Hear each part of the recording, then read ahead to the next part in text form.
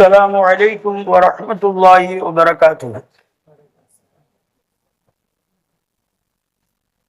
الحمد لله رب العالمين. اللهم صل على سيدنا محمد طب القلوب ودوائها وعافية الأبدان وشفائها ونور الأبصار وضيائها وعلى آله وصحبه وسلم. أعوذ بالله من الشيطان الرجيم. بسم الله الرحمن الرحيم. يا أيها الرسل كلوا من الطيبات واعملوا صالحا. فقال رسول الله صلى الله عليه وسلم: إن الله طيب لا يقبل إلا طيبا.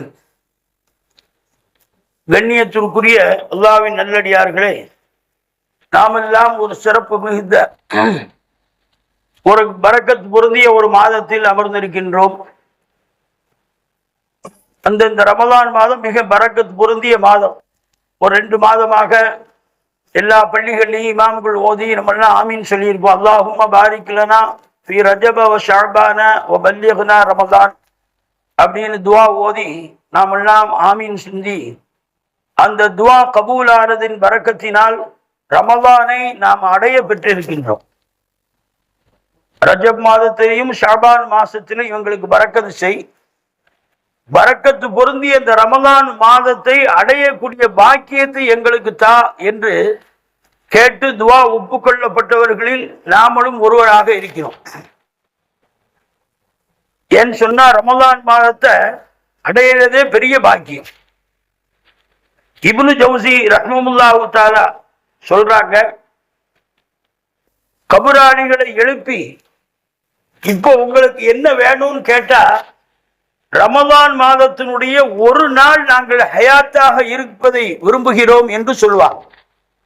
அப்படி ஒரு பெரிய மாதம், ஒரு சிறப்பு மிகுந்த பரக்கத்து பொருந்திய அல்லாஹ்வுடைய ரஹ்மத்து மக்ஃபிரத்து எல்லாம் கிடைக்கக்கூடிய ஒரு அற்புதமான மாதம் இந்த ரமலான் மாதம். அதுல ஒரு பகுதியை கழிக்கக்கூடிய நிலையில இருக்கும். எல்லாருடைய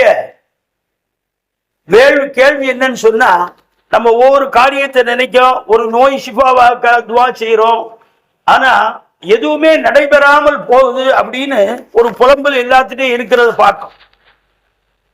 அதற்குண்டான மூல காரணம் என்ன அப்படிங்கிறத அல்லாஹ்வும் ரசூலுல்லாஹ்வும் நமக்கு சொல்லி காட்டி இருக்கிறார். நம்மளுடைய தேவைகள் நிறைவேறணும், நம்மளுடைய துவா ஒப்புக்கொள்ளப்படணும் அப்படின்னா என்ன செய்யணுங்கிறத குர்ஆன் ஷரீஃப்ல நபிமார்களுக்கு அல்லாஹ் சொல்றார். அதன் மூலமாக நபிமார்கள் நமக்கு சொல்லி காட்டுறாங்க. குர்ஆன் ஷரீஃபில் அல்லாஹ் சொல்றான், யா அய்யுஹர் ருசுலு, ரசூல்மார்களே, குலு மின் தய்யிபாத்தி வஅமலு ஸாலிஹா, நல்லதை மட்டும் சாப்பிடுங்க, அதன் மூலமாக நீங்கள் நல்ல அமல் செய்யுங்கள் என்பதாக குர்ஆன் ஷரீஃப்ல அல்லாஹ் தஆலா சொல்லி காட்டுறான். யா அய்யுஹல்லதீன ஆமனு யா அய்யுஹன் நாஸ் அப்படிங்கிற வார்த்தையெல்லாம் சொல்லாம நபிமார்களை பார்த்து சொல்றான், நீங்க நல்லத ஹலாலான பொருளை சாப்பிடுங்க, அப்படி சாப்பிட்டா நல்லமல் செய்வதற்குண்டான வாய்ப்பு உங்களுக்கு கிடைக்கும் என்பதை குர்ஆன் ஷரீஃப்ல ரசூல்மார்களை பார்த்து சொல்லக்கூடிய விஷயத்தை குர்ஆன்ல நமக்கு அல்லாஹ் சொல்லி காட்டான். பெருமானார் ஸல்லல்லாஹு அலைஹி வஸல்லம் சொல்றாங்க, இன்னல்லாஹ தய்யிபுன், அல்லாஹ் மனமானவன், சுத்தமானவன், லா யக்பலு இல்லா தய்யிபன், நல்லதை மட்டும்தான் அல்லாஹ் ஏற்றுக்கொள்வான். அல்லாஹ்வுக்கு விருப்பம் இல்லாத வெறுப்பான எந்த விஷயத்தையும் அல்லாஹு தஆலா ஏற்றுக்கொள்ள மாட்டான் என்று பெருமானார் ஸல்லல்லாஹு அலைஹி வஸல்லம் சொன்னதை நம்ம பார்ப்போம். ஆனா ரசூலுல்லாஹ்வுடைய காலத்துல ரசூலுல்லாஹ் அப்படி பேணுதலாக என்ன எப்படி இருந்தாங்க, அதுக்கு இருந்ததுக்கு ஏதாவது சான்றுகள் இருக்கா? சஹாபாக்களுடைய வாழ்க்கையில அப்படி தவிழ்ந்திருக்கிறாங்களா அப்படின்னு பார்த்தா நிறைய விஷயத்தை பார்க்க. பெருமானார் ஸல்லல்லாஹு அலைஹி வஸல்லம் ஒரு ஜனாசாவில கலந்துட்டு வர்ற வழியில ஒரு நபி தோழர், யா ரசூலல்லாஹ், உங்களுக்கும் உங்களுடைய தோழர்களுக்கும் நாங்க விருந்து ஏற்பாடு பண்ணியிருக்கோம், வாங்க அப்படின்னு ரசூலுல்லாஹ்வை அழைத்துட்டு போறாங்க. பெருமானார் ஸல்லல்லாஹு அலைஹி வஸல்லம் சில தோழர்களோடு அந்த விருந்துக்கு அழைத்த நபி தோழருடைய வீட்டுக்கு போய் சாப்பிட உட்கார்றாங்க. சாப்பிட உட்கார்ந்து சாப்பிட்டா அந்த உணவினுடைய இறைச்சி ரசூலுல்லாஹி ஸல்லல்லாஹு அலைஹி வஸல்லம் அவர்களுடைய தொண்டைக்குள்ள போகல. உடனே ஜிப்ரீல் அலைஹிஸ்ஸலாம் தடுத்துட்டார். அல்லாஹு தஆலா ரசூலுல்லாவை சிறு வயசில் இருந்த எல்லா விதமான அருவருக்க விருப்பமில்லாத காரியங்களை விட்டு அல்லாஹு தஆலா பாதுகாத்திருக்கான். இப்ப நபியாக இருக்கும்போது எவ்வளவு பேணுதலாக பாதுகாப்பா. ரசூலுல்லாவுடைய தொண்டை குழியில அந்த உணவு செல்லாமல் நல்லா தடுத்து விட்டார். உடனே பெருமானார் ஸல்லல்லாஹு அலைஹி வஸல்லம் கேட்டாங்க, இந்த உணவு எப்படி தயாராச்சு, உணவுனுடைய தயாரிப்பு எவ்வாறு நடந்துச்சுன்னு கேட்கிறாங்க. அப்ப அந்த மனிதர் சொன்னா, யார் ரசூலுல்லாஹ், நீங்க ஜனாசாக்கு வந்திருக்கிய, தோழர்களோடு வந்திருக்கிய, அதனால உங்களுக்கு விருந்து வைக்கணும் அப்படிங்கிறதுனால இந்த இறைச்சி கடைக்காட்ட போய் வாங்க போயிருந்தா கடையில ஆள் இல்லை, அதனால இருக்கிறவங்கள்ட்ட சொல்லிட்டு அந்த ஆடை வெட்டி நான் வாங்கிட்டு வந்துட்டேன், அவருடைய அனுமதி இல்லாம வாங்கிட்டு வந்துட்டான்னு அதுக்குண்டான பொருளை காசை நான் கொடுத்துருவேன் அப்படின்னு சொல்றாரு. இப்போ பெருமானார் ஸல்லல்லாஹு அலைஹி வஸல்லம் சொல்றாங்க, இந்த மாதிரி உணவுகளை சாப்பிடுவதை அல்லாஹ் தஆலா எனக்கு தடுத்திருக்கான் அப்படின்னு ரசூலுல்லாஹ் சாப்பிடாம இந்த உணவுகளை ஏழை எளியவர்களுக்கு, சிறை கைதிகளுக்கு நீங்க உணவாக கொடுத்துருங்கன்னு சொல்லிட்டு ரசூலுல்லாஹ் சாப்பிடாம எந்திரிச்சு வந்துட்டாங்க. இது அல்லாஹ்வுடைய பெரிய மாபெரும் கிருபை. நபிமார்களுக்கு உடல்ல ஹராமான எந்த பொருளும் என்ன செய்ய போகாம அல்லாஹ் தஆலா பாதுகாத்தாங்க. அதே சமயத்துல ரசூலுல்லாவும் அவ்வளவு பேணிக்கையாக இங்க இருந்தாலும் சரி ரொம்ப பேணிக்கையாக இருந்திருக்கிறார். ஒரு சமயம் நஃபிலான நோன்பு வச்சிருந்தாங்க. கடுமையான வெயில் காலம், நோன்பு திறக்கத்துக்கு சில நிமிடங்களுக்கு முன்னால கடுமையான தாகத்தோட இருக்கார். அப்போ உம்மு மஅபத் ரலியல்லாஹு அன்ஹா என்ற ஒரு சஹாபி பெண்மணி ரசூலுல்லாஹ்வுக்காக ஒரு ஆட்டு பாலை கறந்து கொடுக்கிறார்.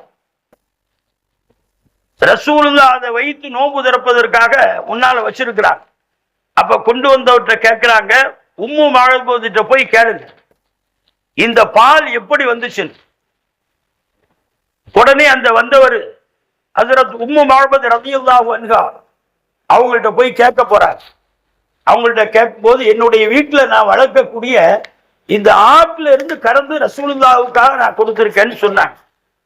அந்த மனிதன் ரசூலுல்லாஹி ஸல்லல்லாஹு அலைஹி வஸல்லம் அவங்கள்ட்ட வந்து இந்த விவரத்தை சொன்ன உடனே, அந்த ஆடு அவங்களுக்கு எப்படி கிடைச்சது, ஒரு ஏழ்மையான பெண்மணி எப்படி இந்த ஆடு அவங்களுக்கு வந்துச்சு அப்படின்னு கேட்க சொல்றாங்க. அப்ப திருப்பி அந்த மனிதர் ஹஜ்ரத் உம்மு மஅபத் ரலியல்லாஹு அன்ஹா அவங்கள்ட்ட போய் கேட்கும்போது, என்னுடைய உழைப்புல, என்னுடைய கணவருடைய உழைப்பின் மூலமாக வந்த வருமானத்தை வச்சு வாங்கின ஆடு அப்படின்னு அந்த அம்மா சொல்லி விட்ட பிறகு பெருமானார் ஸல்லல்லாஹு அலைஹி வஸல்லம் அந்த பாலை குடித்து நோன்பு திறந்தார்கள் என்பதை ஹதீஸ்ல பார்த்தோம். அப்ப சின்ன சின்ன விஷயத்தை கூட ரசூலுல்லாஹ் ரொம்ப நுணுக்கமான முறையில விசாரிச்சு தான் இது ஹலாலான உணவா அல்லது ஹராமா அப்படின்னு விவரம் தெரிஞ்சு அல்லாஹு தஆலா அவர்களை பாதுகாத்தாலும் கூட மற்றவர்களும் அதை பேணிக்கையாக இருக்க வேண்டும் என்பதில் பெருமானார் ஸல்லல்லாஹு அலைஹி வஸல்லம் மிக உறுதியாக இருந்து சஹாபாக்கள் அப்படி வாழ்த்து எடுத்தாங்க. அப்படி வளர்ந்தவங்க சஹாபாக்கள் தான் ரசூலுல்லாவோடு இருந்த காரணத்தினால தங்களுடைய வாழ்க்கையில ஹலாலான விஷயம் ஒண்ணு தெரிஞ்சா கூட ரசூலுல்லாவுடைய அனுமதி இருக்கான்னு பார்த்தார். ஹஜ்ரத் அபூ சயீத் குத்ரி ரலியல்லாஹு அன்ஹு பெரிய சஹாபி. அவங்க துல்ஹஜ் மாசம் வெளியே பிரயாணத்துல போயிட்டு சில வாரங்கள் கழித்து மதீனாவுக்கு வராங்க. வரும்போது வீட்டுல உள்ளவங்க எல்லாம் ஹஜ்ரத் அபூ சயீத் குத்ரி ரலியல்லாஹு அன்ஹு அவங்களுக்காக ஈதுல் அல்ஹால உள்ள இறைச்சியை பாதுகாத்து அவங்களுக்கு உணவாக வைக்காங்க. அப்படி வச்சிருக்கக்கூடிய நேரத்தில் ஹஜ்ரத் அபூ சயீத் குத்ரி இந்த உணவு ஹலாலான ரசூலுல்லாஹ்ட்ட கேட்காத வரைக்கும் அல்லது ரசூலுல்லாஹ்வுடைய தோழர்கள்ட்ட கேட்காத வரைக்கும் நான் சாப்பிட மாட்டேன்னு சொல்றார். ஏன் அப்படின்னு சொன்னா, இவங்க துல்ஹஜ்ஜுக்கு முன்னாலே பிரயாணம் போவதற்கு முன்பு வரை ஆரம்ப காலத்துல துல்ஹஜ்ஜில அறுக்கப்படக்கூடிய இறைச்சிய 3 நாளைக்கு மேல அதிகமா வச்சு சாப்பிடக்கூடாது, தடுக்கப்பட்டிருந்தாங்க. காரணம் என்ன, எல்லாரும் ஏழையான சஹாபாக்கள் நிறைய இருந்தாங்க. அப்ப எல்லாரும் வீட்டுக்குள்ள வச்சிருந்தா வெளியே உள்ளவங்களுக்கு இல்லாம போயிருங்கிறதுனால 3 நாளைக்கு மேல ஈதுல் அல்ஹாவுடைய இறைச்சியை வச்சு சாப்பிடக்கூடாதுன்னு ரசூலுல்லாஹி ஸல்லல்லாஹு அலைஹி வஸல்லம் தடை போட்டிருந்தாங்க. அந்த தடை மாற்றப்பட்டு விட்டது அப்படிங்கிற விஷயம் அபூ சயீதுக்கு தெரியாது. அதனால வீட்டுல வச்ச இறைச்சியை சாப்பிடாம வெளியே வாராங்க. வரும்போது ஹஸ்ரத் உக்பத் இப்னு கத்தாதா இப்னு நுஅமான் ரலியல்லாஹு அன்ஹு என்ற சஹாபியை சந்திக்கிறார். சந்திக்கும் போது விவரத்தை சொல்லும் போது ரசூலுல்லாஹி ஸல்லல்லாஹு அலைஹி வஸல்லம் இதை ஹலால் ஆக்கிட்டாங்க, அந்த சட்டத்தை மாற்றிட்டாங்கன்னு சொன்ன பிறகு தன்னுடைய வீட்டுக்கு வந்து அங்க சாப்பிட்டாங்க அப்படிங்கிற விஷயத்த ஹதீஸ்ல நம்ம பார்க்கோம். இதுதான் சஹாபாக்களுடைய நிலைமை. ஏதாவது ஒரு சின்ன விஷயம் ஆரம்பத்துல தடை இருந்து அல்லது தெரியல அப்படின்னு சொன்னா அது ரசூலுல்லாஹ்வுடையோ அல்லது தோழர்கள்ட்டே அனுமதி இல்லாம அது ஹலாலுன்னு உறுதி தெரியாம சஹாபாக்கள் யாரும் சாப்பிட மாட்டாங்க. அந்த அளவுக்கு பேணுதலாக இருந்தாங்க. அதனால அவங்களுடைய துஆ எல்லாம் மக்பூல் ஆச்சு. இன்னைக்கு நம்மளுடைய தேவைகள் நிறைவேறல, பொருளாதாரத்துல பரக்கத்து இல்லை அப்படின்னு சொன்னா அதுக்கு மூல காரணம் இதுதான் காரணம் அப்படிங்கிறத நமக்கு அறிஞர்கள்லாம் எழுதுறாங்க. பெருமானார் ஸல்லல்லாஹு அலைஹி வஸல்லம் ஒரு ஹதீஸ்ல சொல்றாங்க, ஒரு நீண்ட தூர பிரயாணம் பயணி பிரயாணித்து காபாவுக்கு வர்றார். யா ரப்பி யா ரப்பி அப்படின்னு துஆ செய்கிறார். அவருடைய ஆடையெல்லாம் அழுக்கடைந்ததாக, தரையெல்லாம் பரட்டையாக இருக்கிறார்.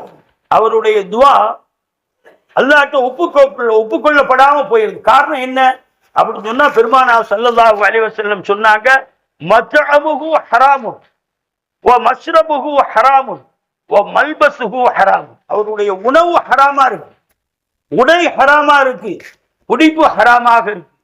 அன்னா யுஸ்தஜாபு லஹு, எப்படி அல்லாஹ் அவருடைய துஆவை கபூல் செய்வான், எப்படி ஏற்றுக்கொள்வான் அப்படின்னு பெருமானார் ஸல்லல்லாஹு அலைஹி வஸல்லம் ஹதீஸ்ல நமக்கு சொல்லி காட்டுறாங்க. அப்ப துஆ ஒப்புக்கொள்ளப்படணும் அப்படின்னு சொன்னா உணவு ஹலாலாக இருக்கணும், நமக்கு வரக்கூடிய வருமானங்கள் ஹலாலாக இருக்கணும். ஹஸரத் ஸஅத் இப்னு அபீ வக்காஸ் ரலியல்லாஹு அன்ஹு ரசூலுல்லாஹ்வுக்கு நெருக்கமான சஹாபி. மக்காவில இருந்து எல்லா வசதிகளையும் துறந்து வந்த பிறகு ரசூலுல்லாஹ்வுடைய துஆ பரக்கத்துல பெரிய லட்சாதிபதியாக அல்லாஹ் தஆலா ஆக்குறான்.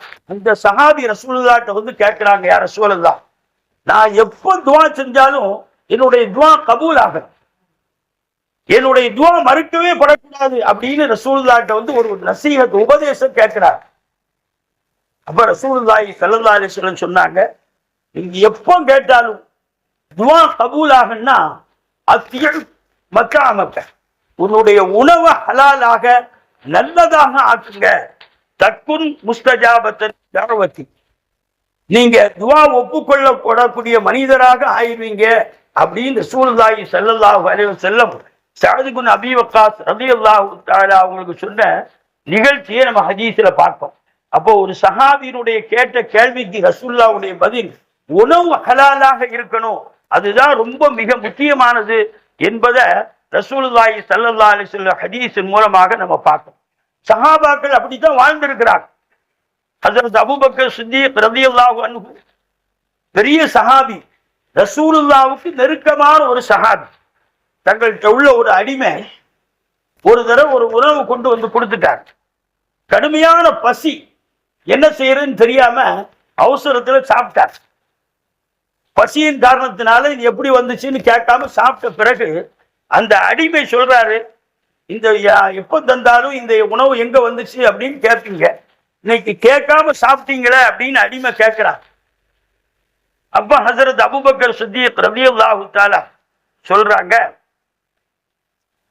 இப்ப சொல்லு என்ன எப்படி வந்துச்சு அப்படின்னு. ஐயாமுல் ஜாஹிலியால நான் குறி சொல்லக்கூடிய பழக்கம் இருந்துச்சு.